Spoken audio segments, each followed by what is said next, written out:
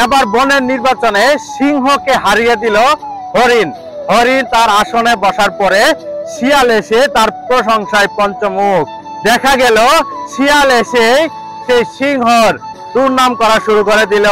সে কি করেছে না করেছে সবগুলা সে বলা শুরু করে দিল। সে হরিণের বিরুদ্ধে কত ষড়যন্ত্র করেছে সেগুলো সে ফাঁস করে দেওয়া শুরু করে দিল। কিন্তু কথা হচ্ছে শিয়ালটাকে, শিয়াল হচ্ছে যে এই আসনে বসবে তার পার্সোনাল সেক্রেটারি।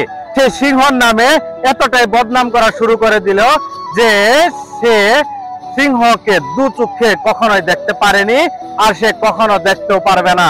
কিন্তু কথা হলো যখন সে সেখান থেকে বের হয়ে আসলো তখন ভালুক শিয়ালকে এসে জিজ্ঞেস করলো, শিয়াল তুমি তো যখন সিংহ ক্ষমতায় ছিল তখন তার প্রশংসা করতে এবং হরিণের দুর্নাম করতে, এখন তুমি উল্টে গেলে কেন?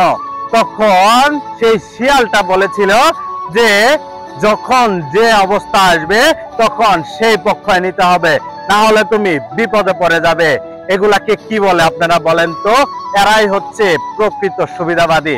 যখন যে আসবে তার প্রশংসা করবে এবং আগের জনের সে দুর্নাম করা শুরু করে দিবে। এইগুলা থেকে আপনারা দূরে থাকবেন, কারণ এদেরকেই চাটুকারী বলা হয়।